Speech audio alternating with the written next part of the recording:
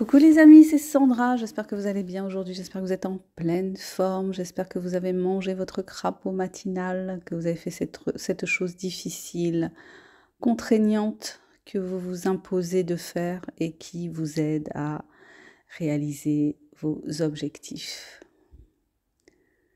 Aujourd'hui, j'ai envie de vous parler de la façon dont on résout les problèmes en France en particulier, mais il n'y a pas que la France qui fait comme ça. Quand je dis la France, je parle des politiques français, des dirigeants, je parle de la présidence, je parle du ministère de l'Intérieur.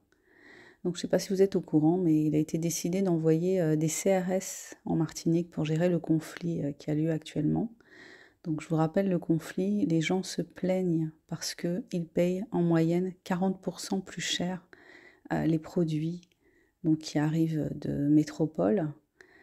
Voilà, donc c'est insupportable parce qu'il n'y a pas d'alignement des salaires et du RSA ou des retraites ou des allocations adultes handicapés. Enfin, il n'y a pas d'alignement des moyens de subsistance des gens sur ces 40% de vie chère.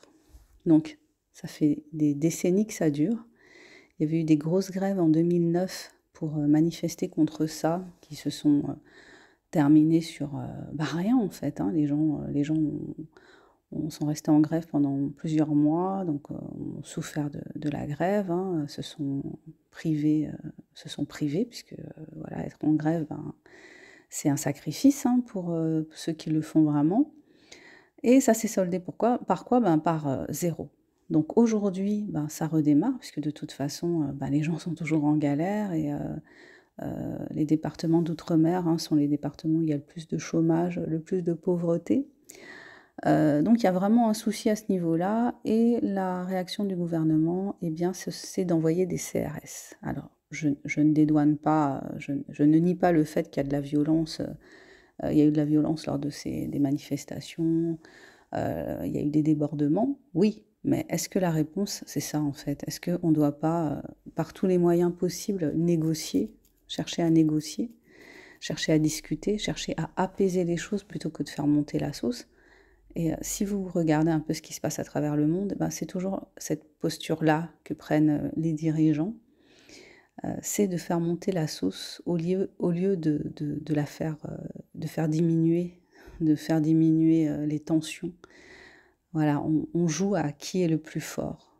Et le plus fort, ça doit être l'État, puisque la violence étatique, elle est assumée, elle est reconnue, elle est, elle est considérée comme étant légitime. La violence d'État est légitime. Pour moi, la violence d'État est illégitime. On a pu voir ça avec les Gilets jaunes, hein, où la violence d'État s'est exercée contre des manifestants pacifiques. 23 personnes qui ont perdu un œil lors de manifestations des Gilets jaunes. Je ne sais plus combien de personnes qui ont perdu une main parce que voilà, il y a eu usage des LBD. Donc les LBD, ce sont des armes, elles sont considérées comme des armes militaires dans certains pays. Donc ces LBD qui sont considérées comme des armes militaires dans certains pays sont utilisées contre les manifestants en France. Donc on a balancé aussi des grenades de désencerclement sur les gens. Voilà, donc quand le peuple proteste, eh ben, au lieu d'écouter le peuple, au lieu de chercher des solutions, mais des vraies solutions, hein, pas organiser des débats bidons qui ne mènent à rien, qui coûtent la peau des fesses et qui ne mènent à rien, eh ben, on envoie des CRS. C'est c'est la force. On envoie la force au lieu d'envoyer la négociation, au lieu d'envoyer la diplomatie, au lieu d'essayer de comprendre, au lieu de faire baisser les tensions, au lieu de chercher des solutions concrètes, parce que ces 40% de vie chère sont injustifiés. Il y a un monopole en fait de certains groupes qui fait que les prix sont aussi élevés. Donc il y a des choses à faire, il y a des gens à prendre en considération, mais l'État n'est pas là pour prendre les gens en considération. L'État est là pour soutenir certaines personnes qui qui s'en foutent plein les poches, en fait. L'État est plus là pour soutenir ceux qui s'en foutent plein les poches que pour soutenir le peuple qui est censé l'avoir élu. Donc il y a vraiment un souci à ce niveau-là, cette espèce d'être constamment dans pour faire, la paix, ben, faisons la guerre. Voilà, on est comme dans 1984, la liberté, c'est l'esclavage, la guerre, c'est la paix. Voilà, donc c'est toujours le même procédé, ça date pas d'aujourd'hui, c'est pas lié à la Macronie, hein, c'est pas Macron, hein, ça a toujours été comme ça. Enfin toujours, je sais pas, mais enfin, voilà. Moi, je vois que c'est quand même assez récurrent, cette façon de gérer ce type de problématique, par de la violence, par, des lois, iniques qui tombent, du ciel, comme ça s'est passé pour la Nouvelle-Calédonie. D'ailleurs, on nous parle quasiment plus de la Nouvelle-Calédonie, mais bon, c'est le bazar aussi là-bas. Donc, on impose des trucs aux gens, on ne tient pas compte de leurs conditions de vie parce qu'on en a au fond rien à faire, parce qu'on n'est pas concerné, parce que les politiques ne sont pas concernés par les mauvaises conditions de vie. Ils ne sont pas concernés par la vie chère parce qu'ils touchent des salaires qui font que ça ne les concerne pas. Ils ont souvent un patrimoine qui est très très élevé. Donc je me souviens du premier gouvernement Macron où tous étaient quasiment millionnaires. Voilà, donc ces gens-là ne sont pas concernés par nos problématiques, par les problématiques de nos proches, parce que moi je ne vis pas en Martinique, mais j'ai des proches qui vivent en Martinique et qui galèrent financièrement, qui ne s'en sortent pas, qui ont des petites retraites et qui n'y arrivent pas. C'est très très très très compliqué de survivre, de vivre là-bas. Voilà, donc il y a une vraie problématique et la seule réponse à la problématique, c'est de la violence d'État et je trouve ça pitoyable et ben, je ne sais pas ce qui va se passer. J'espère que les gens vont pas se laisser, comment dire, qui vont résister à cette escalade de la violence, que ça ne va pas dégénérer. Mais faut vraiment que il faut un changement en fait. Il faut un changement au niveau politique. Il faut vraiment un changement. Il faudrait balayer toute cette classe politique. Il faudrait que la politique ne soit plus l'apanage de politiques en fait.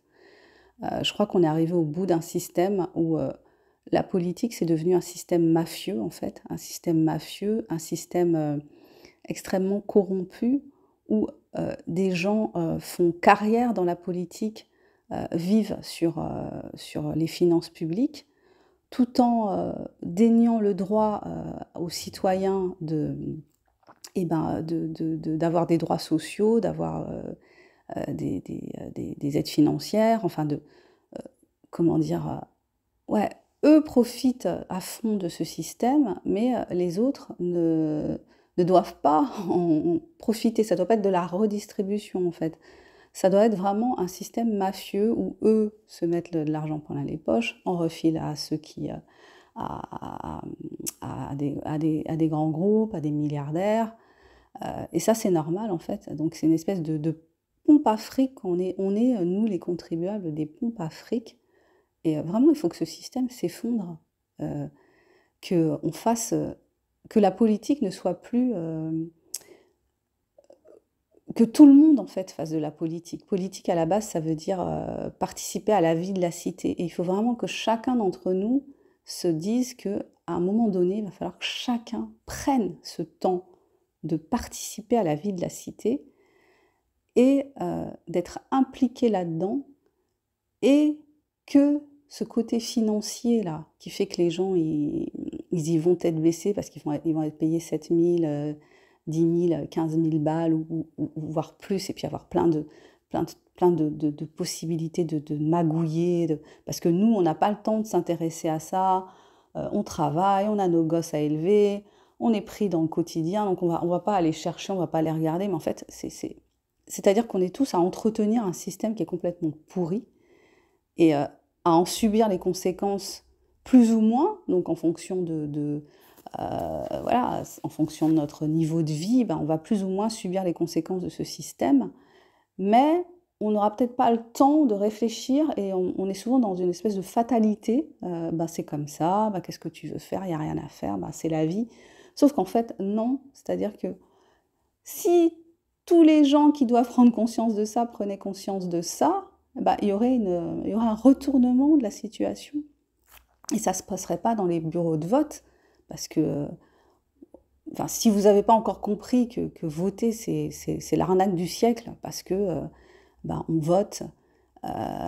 Mais bon, déjà, pour moi, le vote c'est un système, c'est inégalitaire dans le sens où tous les candidats qui se présentent aux élections n'ont pas la même représentativité au niveau des médias. Il y en a qui sont privilégiés, donc il y a un problème déjà à partir de là, il y a une grosse problématique. Et puis, surtout le fait que la politique, ce soit devenu un métier. Ça ne devrait pas être un métier, politicien. Ça ne devrait pas être un métier. Parce que du coup, ces gens qui se présentent comme représentants du peuple, en fait, sont des politiques professionnels qui apprennent quoi? Bah, principalement à manipuler le langage, à tricher, qui font aussi partie des mêmes confréries, des mêmes loges maçonniques. Donc, tu as la droite, tu as la gauche, mais en fait, il n'y a pas de droite, il n'y a pas de gauche. Les gens, ils mangent au même râtelier, quoi. Bon, bref, je vais m'arrêter là. Bah écoutez, voilà, c'était ça que je voulais vous dire aujourd'hui, vous parler de ce qui se passe en Martinique, que c'est dramatique et que je déplore que ce genre de crise soit toujours traité de la même façon, avec le même mépris pour le peuple, et que je souhaite de tout mon cœur qu'il y ait un renversement de, enfin, qu'on change de paradigme et qu'on passe à autre chose au niveau politique et que enfin tous, chacun, on s'investisse dans la vie de la cité, dans la vie de notre pays et que ce ne soit plus réservé à une élite autoproclamée mafieuse. Ok, ben je m'arrête là. Si vous le souhaitez, vous pouvez découvrir mes écrits parce que je suis écrivaine indépendante. Donc tous mes livres sont sur la plateforme Amazon en version papier et en version numérique. Il y en a pour tous les goûts. J'ai également fait des formations dans le domaine de l'auto-édition que vous trouverez juste en dessous de cette vidéo. Il suffit d'aller jeter un petit coup d'œil dans la description et puis vous trouverez les liens pour des masterclass, pour des formations, pour des ateliers. Et troisième chose, je travaille actuellement comme coach. J'accompagne des personnes qui souffrent de troubles du comportement alimentaire, d'obésité, et qui ont envie de travailler sur ces problématiques. Voilà, n'hésitez pas à me contacter, vous avez mon mail juste en dessous de la vidéo. Je vous souhaite une super journée, vibrez haut, faites attention à vous, faites attention à vos proches, et puis ciao ciao, abonnez-vous si ça vous dit, likez si ça vous dit, partagez si ça vous dit, bisous.